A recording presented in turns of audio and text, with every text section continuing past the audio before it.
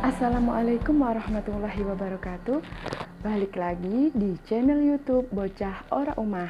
Nah, karena ini masih nuansa lebaran, jadi saya pribadi dan keluarga ingin mengucapkan minal aizin wal faizin, mohon maaf lahir dan batin.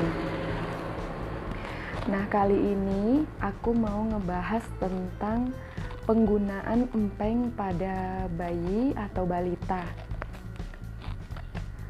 Sebenarnya penggunaan empeng ini ada manfaat dan resikonya. Cuman kalau menurut saya, selagi memang tidak terlalu membutuhkan, lebih baik kita tidak menggunakan empeng. Nah, sekarang kita bahas tentang resiko empeng pada bayi atau balita. Biasanya yang pertama itu menghambat proses menyusui pada bayi.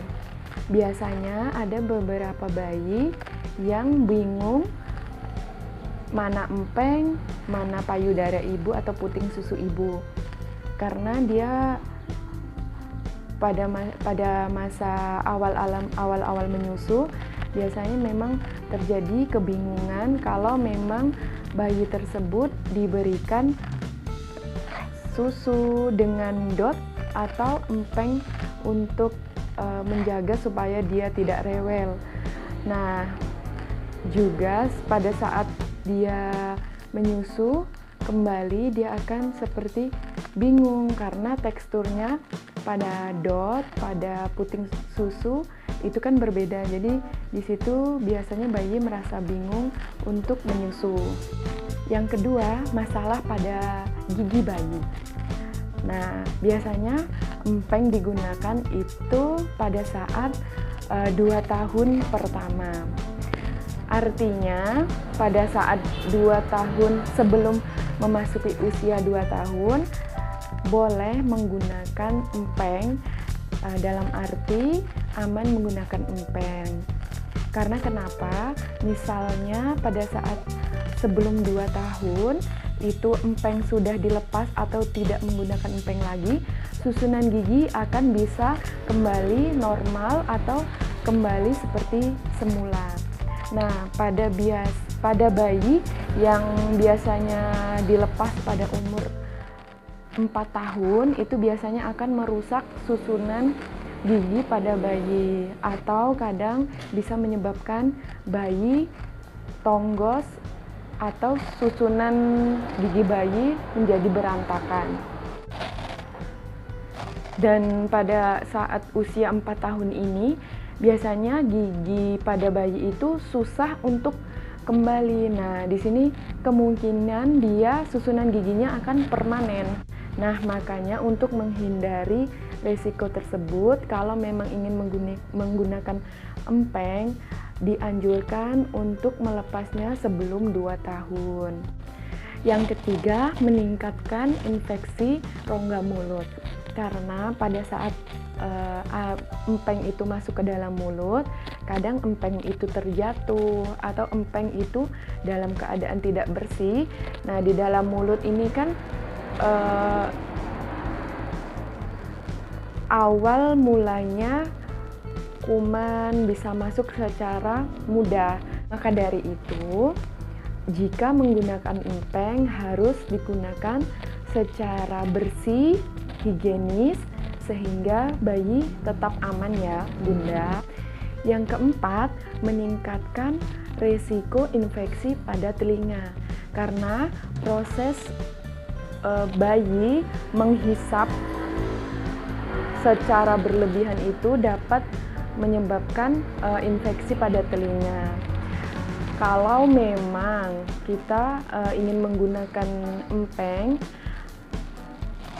karena bayi sering rewel atau untuk membuat dia lebih nyaman, boleh-boleh saja, tapi dianjurkan untuk digunakan pada saat dia mau tidur atau paling tidak diminimalkan sekali untuk menggunakan empeng bayi tersebut.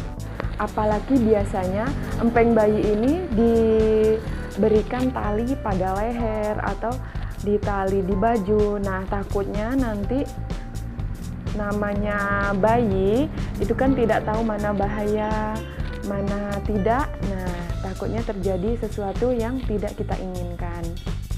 Yang kelima, terjadinya ketergantungan bayi pada empeng. Jadi biasanya kalau bayi sudah terjadi ketergantungan atau memiliki ketergantungan pada suatu hal, untuk melepaskannya kan jauh lebih susah.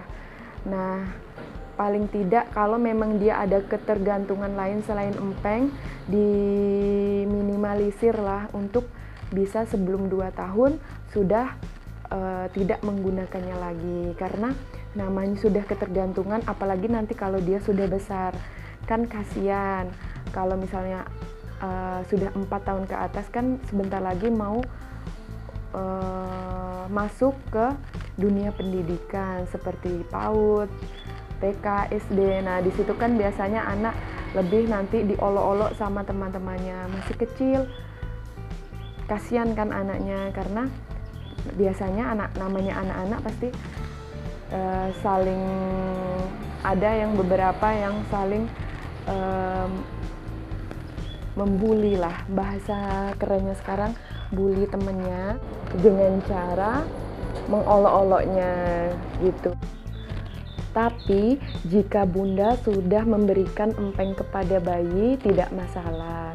Yang penting pertama jaga kebersihan dan higienis pada empeng bayi sehingga tidak menimbulkan penyakit atau kuman yang dapat menyebabkan resiko terjadinya infeksi pada bayi.